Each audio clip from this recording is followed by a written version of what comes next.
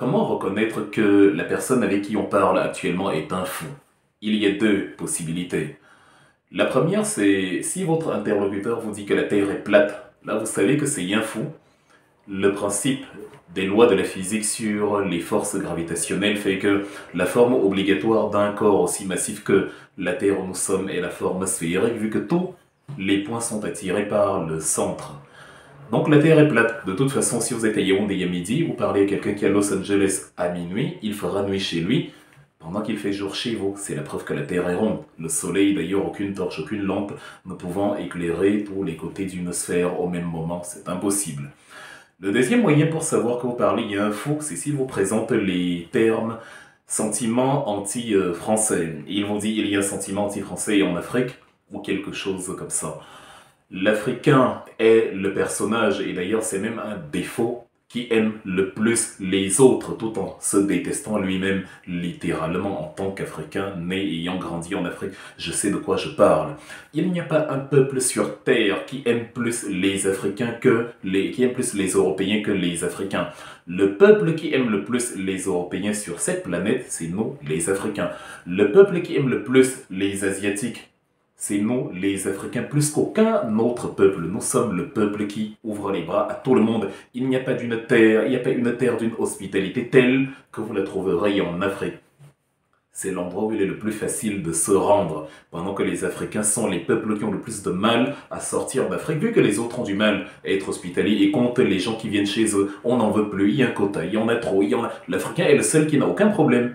L'Africain a plus des problèmes avec l'Africain qu'avec les autres. Un Africain n'aura aucun problème à vous dire « Ah, je n'aime pas les Peuls, je n'aime pas les Banono, je n'aime pas les Badende, je n'aime pas les Bakongo, je n'aime pas les Tupuri, je n'aime pas les Etones, je n'aime pas les Bamileke. » Mais il ne vous dira jamais « Ah, je n'aime pas les Français, il y a trop de Français dans mon quartier. Ah, je n'aime pas les Allemands, ils sont trop nombreux. » Au contraire, il va dire « Ah mince, les Allemands sont arrivés dans mon quartier. Si un quartier à tel endroit, j'ai même rencontré, il s'appelle Wolfgang Müller. On a discuté, il m'a parlé de l'Allemagne, voilà. » C'est comme ça que l'Africain s'exprime. Donc le sentiment anti-français n'existe pas. C'est une bêtise politique organisée en France pour discréditer des gens qui ont des arguments factuels pour désapprouver la politique française de la France en Afrique, la politique étrangère d'Emmanuel Macron et de tout son cartel politique en Afrique. Et c'est factuel, c'est à argumenter. Déjà en France, quand vous vivez en France, vous allez vous rendre compte qu'entre eux, sur les contentieux politiques, vous avez des partis qui, pour discréditer vous avez en tout cas des acteurs politiques qui, pour discréditer leur vis-à-vis, leur collent des étiquettes. Tu es antisémite, tu es de l'extrême droite, du blabla qui ne veut rien dire alors qu'on critique des faits.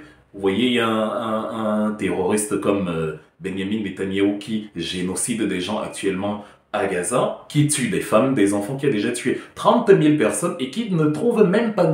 et qui s'étonne. C'est-à-dire qu'il trouve que ce n'est pas normal que son allié d'hier, les États-Unis par exemple, aujourd'hui, se soit abstenu sur la résolution 2728 qui dénonce justement les massacres dans la bande de Gaza. Vous avez donc un génocideur comme ça, le jour où vous le critiquez, on vous dit que vous êtes antisémite. En quoi la barbarie d'un idiot comme Vladimir Netanyahou, la critique de la barbarie d'un idiot comme Benjamin Netanyahou devient de l'antisémitisme? C'est une factualité parce qu'on n'approuve pas le crime, on n'approuve pas que quelqu'un utilise la force d'une armée aussi puissante que Israël pour aller tuer des gens qui n'ont pour se battre que des bâtons de bois ou des morceaux de cailloux. Pas du tout. Si une organisation terroriste comme le Hamas a bombardé chez toi, essaie d'identifier les coupables, mène des opérations ciblées, on nous dit que le Mossad, la CIA israélienne, est le service de renseignement le plus performant au monde, qui en plus coopère avec la CIA américaine. Donc, ils ont les moyens de liquider les coupables des attentats sans avoir à tuer 30 000 personnes. C'est comme si c'est un service de renseignement d'un pays sous-développé quelque part au fin fond je sais pas, d'une forêt quelque part dans le monde, et qu'il était amateur dans tous les sens du terme, et il n'avait pas les moyens de mener des opérations de manière professionnelle.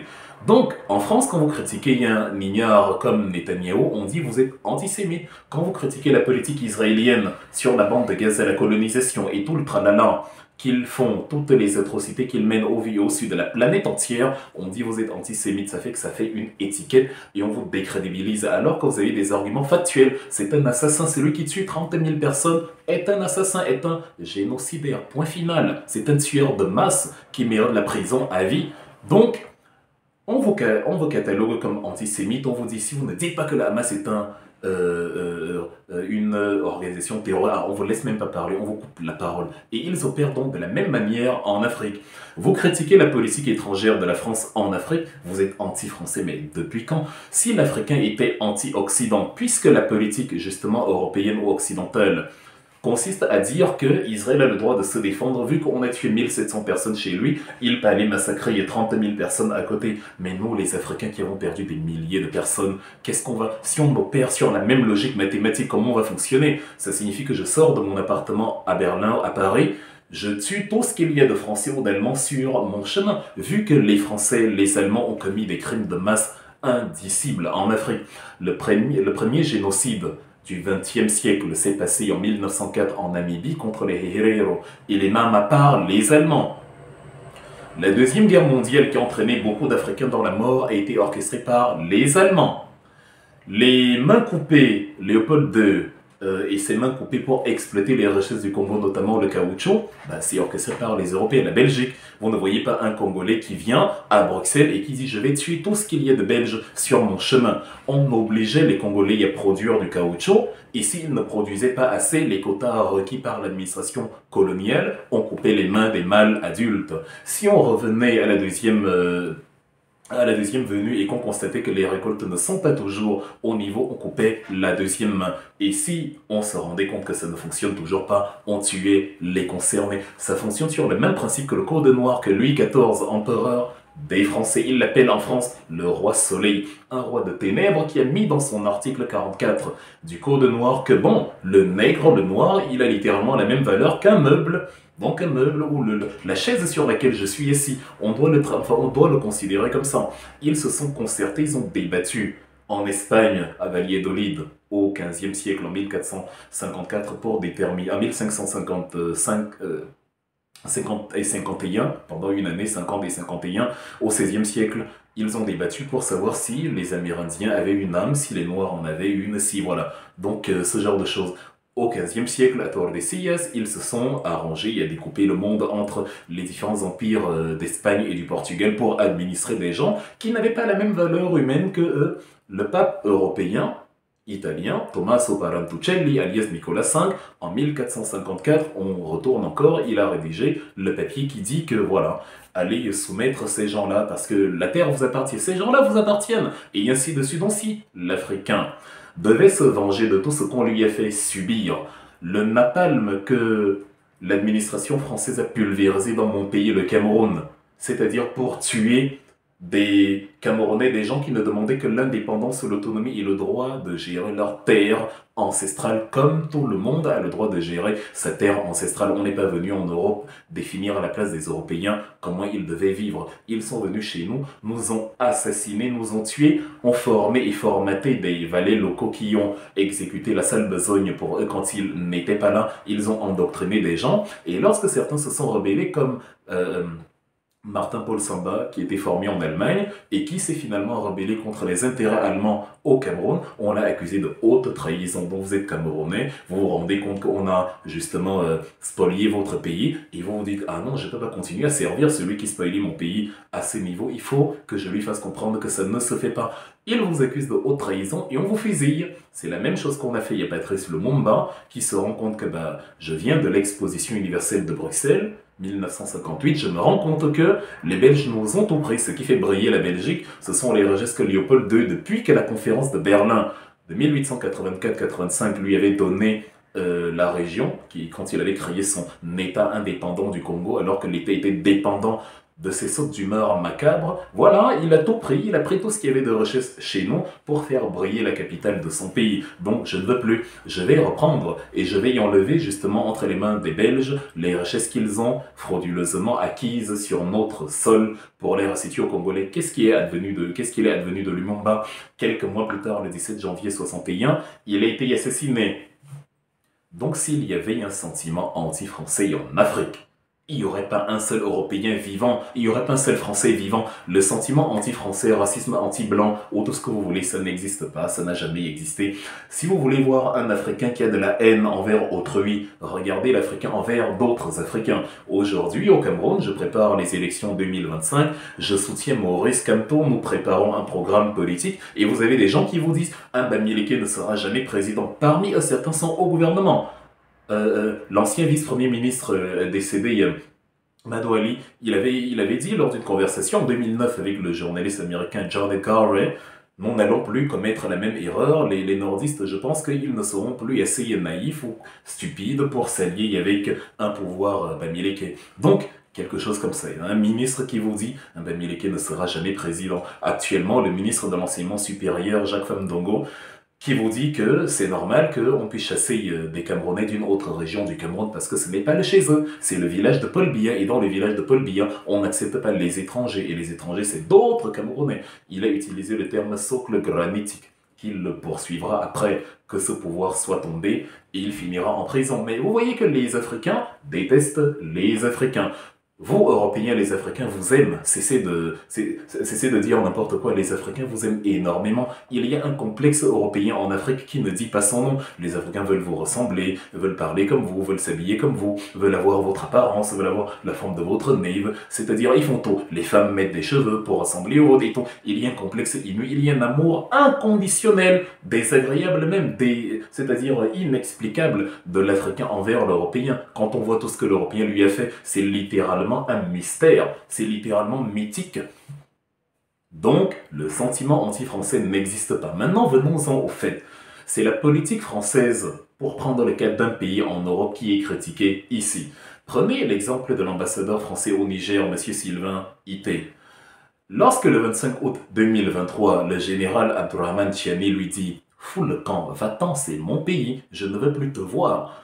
Qu'est-ce qu'Emmanuel Macron dit? Emmanuel Macron dit « Nous ne reconnaissons pas le pouvoir nigérien, nous n'obéissons qu'à Mohamed Bazoum ». Oui, sauf que Mohamed Bazoum est actuellement entre les mains du général Abdourahmane Tiani et toute la population est d'accord. C'est ce qui distingue un coup d'État capricieux d'un coup d'État révolutionnaire. Les coups d'État révolutionnaires, même les Français les ont eus et les ont approuvés. L'ascension de De Gaulle pendant la Deuxième Guerre mondiale à la tête du pays, ça n'a dérangé personne, c'était pas démocratiquement. La décapitation de Louis XVI en 1789 à la place de la Bastille à Paris, et de sa femme Marie-Antoinette, bah, tout le monde a...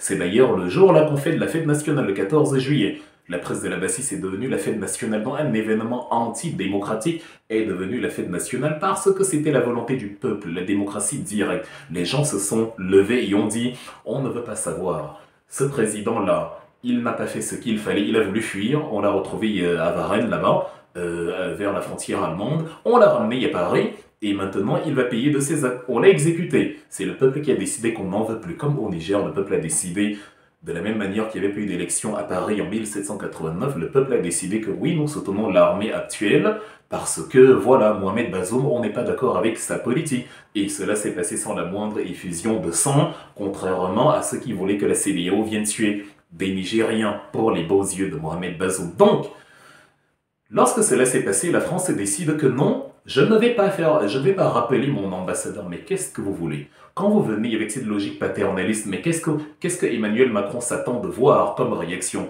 Évidemment, les Nigériens vont se dire, mais il se prend pour qui ce gars-là?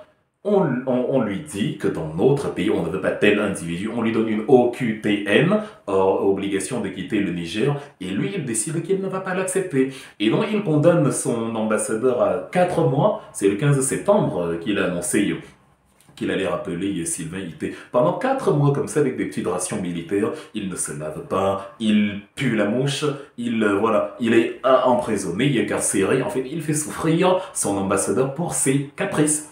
Donc, les Nigériens regardent ça et se disent que donc, justement, ça nous rappelle pourquoi nous ne voulons pas de la France ici. Elle perpétue la mentalité néocoloniale en voulant imposer une autre place qui doit venir chez nous. Comme si je pouvais décider de venir à Paris alors qu'Emmanuel Macron ne veut pas que je sois là. C'est impossible. Si la France ne veut pas que tu viennes, à la frontière, on te dit ne viens pas. Si on décide, tu es un homme politique, un ambassadeur, et on décide, tu quittes le territoire, évidemment, on va te chasser du territoire. Il n'y a pas un ambassadeur africain qu'on a expulsé, c'est pas l'expulsion judiciaire qui peut encore se régler pour les citoyens lambda, on peut faire des recours, blablabla, mais quelqu'un qu'on qualifie de terroriste, d'assassin, de danger véritable, et on le laisse là, il est ambassadeur, il continue d'exercer et tout, il est justement comment dire, il jouit des services d'adduction d'eau, des services d'électricité et tout, du pays dans lequel il réside. Ah non, ça ne s'est jamais vu. Cette volonté de vouloir imposer, de vouloir donner des ordres à la plus haute autorité d'un pays, dans ce pays-là, c'est ça qui fait que les Africains n'approuvent donc pas.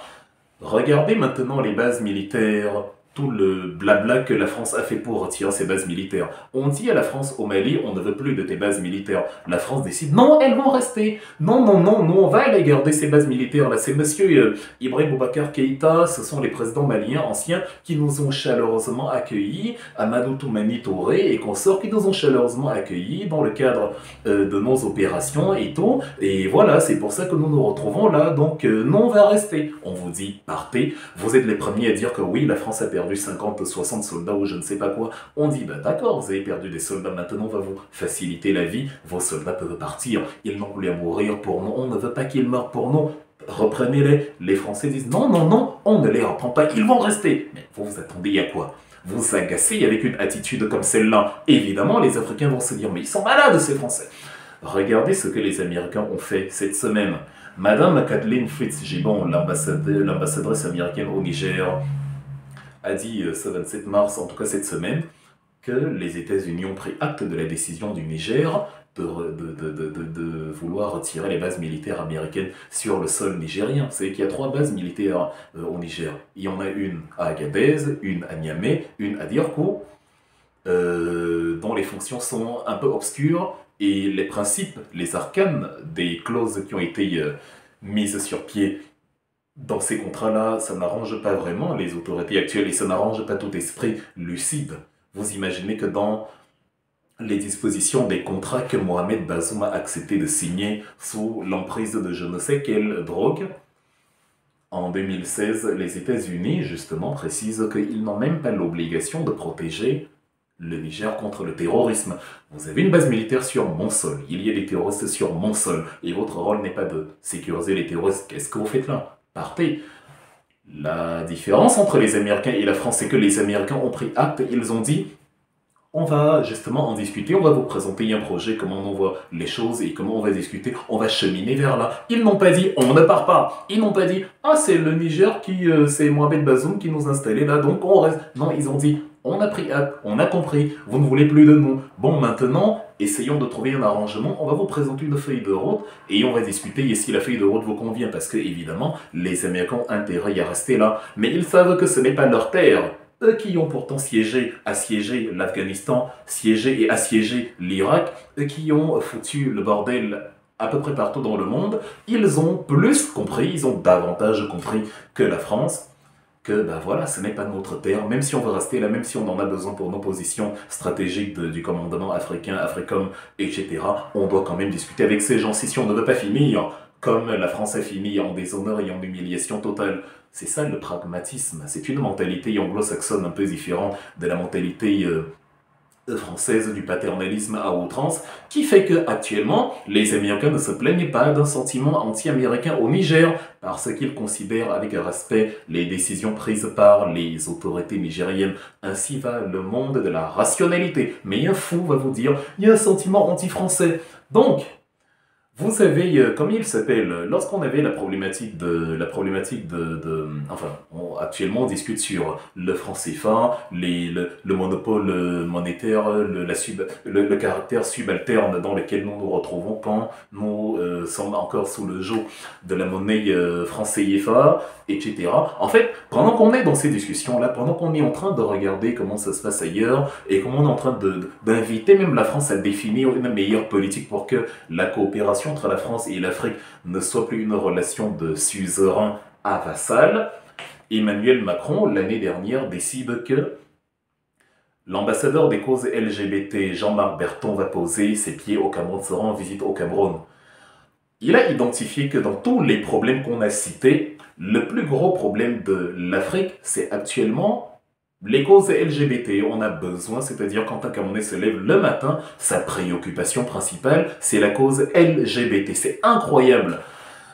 On dit à Rome, fais comme les Romains. Nous vivons en Occident et nous avons accepté qu'en Occident, il y a le mariage pour tous, encore que c'est pas dans tous les pays. Il y a le mariage pour tous, les droits des homosexuels et tout le tralala. Bien évidemment, ça ne nous pose aucun problème. On est en terre étrangère, on se soumet à ces lois-là. Il n'y a pas de problème, on ne veut pas se retrouver incarcéré pour homophobie, machin, alors que notre préoccupation, quand on se lève le matin, ce n'est pas de détester les homosexuels. Chacun fait ce qu'il veut de ses appareils génitaux dans sa chambre, oui, en tout cas, dans son pays. Maintenant, quand vous allez en Afrique, de la même manière que vous ne pouvez pas aller au Qatar, vous ne pouvez pas dire à Nasser Al-Khelaifi, le président du PSG actuel, que bon, je vous impose de légaliser, de dépénaliser l'homosexualité au Qatar, sinon je vous retire le PSG. Non, là vous êtes pragmatique, vous acceptez que le Qatar a une autre approche. Moi je suis contre l'extermination des humains, que ce soit pour leur orientation sexuelle ou pour autre chose. Mais je suis aussi d'avis que chaque pays a sa réalité sociale. Et si mon pays, le Cameroun, n'a pas dépénalisé l'homosexualité et qu'il ne tue pas non plus les homosexuels sur la place publique, vous les étrangers qui arrivent au Cameroun êtes tenus d'accepter cette façon de faire. Surtout que même en Europe, même en France, il y a encore quelques années, les homosexuels ne pouvaient pas se marier, mais la France ne se considérait pas à l'époque comme un État barbare à jeter à la poubelle, supporté donc actuellement qu'il y a encore des pays aujourd'hui qui sont d'ailleurs les 3/4 des pays dans le monde qui considèrent que l'homosexualité c'est l'exception et non la règle. Et voilà, fonctionnez comme ça. Et quand un pays vous expose ses problèmes, n'allez pas lui amener vos réalités. Ça prouve qu'on n'avait rien compris à l'Afrique. Les Africains, il y a même des nouveaux influenceurs sur Facebook, que ce soit au Cameroun ou ailleurs. Beaucoup d'entre eux sont homosexuels, ils ont des amis, ils sont à cœur ouvert, ils font même plus rire qu'autre chose. Nous soupçonnons même au Cameroun beaucoup de nos ministres d'être dans des réseaux. Il y a un chanteur célèbre qui a accusé le ministre du Travail et de la Sécurité sexuelle, Monsieur Grégoire Ronin, d'être un homosexuel, de lui avoir proposé des avances dans son bureau. C'est une affirmation qu'on retrouve encore aujourd'hui dans les enregistrements radio qu'on peut trouver sur Facebook, sur YouTube, etc. C'est un artiste qui le dit. Il y a M. Charles Ateba Ine qui a écrit Le Cameroun sous la dictature des sectes, des loges, du magico-anal et des réseaux mafieux. Le terme magico-anal désigne les rapports homme-homme. Donc c'est une factualité dans notre pays et on n'organise pas des charters, des charmiers ou des escadrons de la mort contre les homosexuels. Mais ce que les Africains ne veulent pas, c'est qu'on leur casse les oreilles avec cette histoire d'homosexualité qui n'est pas une priorité chez eux. Quand je suis en France, ça ne me gêne pas que Gabriel Attal, le Premier ministre, soit homosexuel. C'est la réalité française, c'est la loi française et je dois m'y plier. Ainsi va le monde. Autant d'avis, les Allemands disent « Viele Köpfe kommen schwer unter einem Hut », c'est-à-dire plusieurs têtes suffisent difficilement sous un chapeau. « Viele Köpfe kommen schwer unter einem Hut ». Donc, il est impossible d'amener sous le même chapeau plusieurs crânes, il est impossible d'amener sous la même vision des choses plusieurs sensibilités, plusieurs sociétés. Les gens voient le monde, chacun à sa manière. Donc, quand toi tu viens au Cameroun et que tu dis que Jean-Marc Berton est ta préoccupation première dans un pays qui est en train de te dire ton histoire de franc CFA là, faut nous la payer avec. Paul Biya que vous avez installé depuis les années 80, Giscard d'Estaing Mitterrand, reprenez-le, parce qu'il a dit qu'il est le meilleur ami de la France. D'ailleurs, une décennie plus tard, et il a plutôt fonctionné dans ce carcan-là. La preuve, il est allé rendre compte à Emmanuel Macron du grand dialogue national. Quand on dit qu'on a un problème, un contentieux politique au nord-ouest et au sud-ouest et qu'il y a des gens qui meurent parce que les colons nous ont imposé 2 langues et donc 2 identités culturelles différentes et que de fil en aiguille, les francophones, ceux qui ont hérité de l'identité coloniale française, essayent d'imposer la francophonie à toute la région, le système jacobin, et tabassent et tuent ceux qui disent non au point où ça a radicalisé des gens. D'où la guerre actuelle. Pendant que nous sommes en train d'essayer de régler ce problème-là, vous nous annoncez que non. Votre préoccupation principale, chers Africains, aujourd'hui, moi, Emmanuel Macron, je vous informe que votre souci, c'est l'homosexualité, dont je vous envoie mon ambassadeur homosexuel parce que, malgré toutes les crises que vous avez dans votre pays, la plus grave crise, c'est les droits des homosexuels. Voilà donc ce qui crée le désamour et l'agacement Parce que vous ne comprenez pas l'Afrique, vous êtes hors sujet. Sur toute la ligne, on vous dit quelque chose, vous êtes complètement à l'ouest. C'est la politique étrangère de la France en Afrique qui pose problème. Il n'y a donc pas de sentiment anti-français, je termine par là où j'ai commencé. Si vous voulez savoir que votre interlocuteur est fou, regardez s'il vous dit « il y a un sentiment anti-français dans mon pays actuellement ».